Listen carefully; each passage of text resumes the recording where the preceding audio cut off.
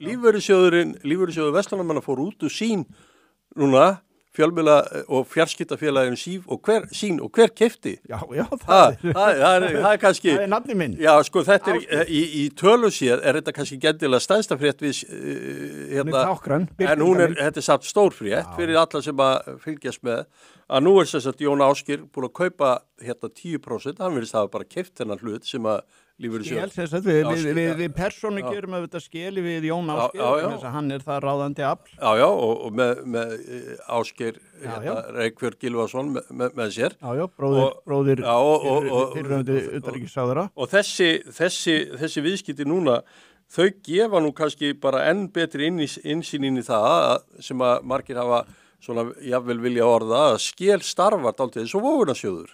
Nú vitum við ekki nákvæmlega hvað sjá þeir við það að kaupa þennan hlut inn í þetta og hvað ætla þeir að gera? Þeir telja bara náttúrulega... Félagið er náttúrulega búin að vera í frjálsu falli í byrjun. Já, og það er búin að lækka 30% af þessu... En rísa upp núna? Já, upprisa, getum við sagt. Það sem er í gangi er það að ég vil segja birtingamynd vegna þess að það mun eitthvað gerast núna þegar Jón Ásgeir fyrir þarna inn. Já, ég meina, hann fer þarna inn með eitthvað plan.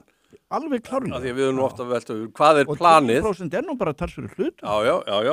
Og að vísu, það eru 500 milljónir, hann er ekki að henda 500 milljónum eitthvað. En hann náttúrulega hefur ástríðu hugsanlega fyrir fjölmiðlahlutunum. Ég trúi því. Ég veit. Jú, ég held það. Hann tók nú kampavín þegar hann seldi þennan sama fjölmiðlahluta inn í sín á sínum tíma eða Vodafone réttara sagt sem var nú kannski svolítið sáhluti hefur nú verið svolítið upphafi á vandræðum félagsins eins og það hefur byrst. Ég spái því og segja það bara hér og nú, hann er að fara þarna inn með markmið, hann mun vera með ykkur verkfæri í skúfinu, hann náttúrulega þekkir þetta fyrirtæki út og inn, þekkir sérstaklega sjónvarpshlutann, hann mun koma þarna inn og hann mun gera breytingar. Hugsanlega er þetta líka fyrsta skrifið. Þetta er splitti félaginu. Já, við höfum nú haldið því fram hérna í mörgum þáttum. Þeir hafa kannski verið að hlusta.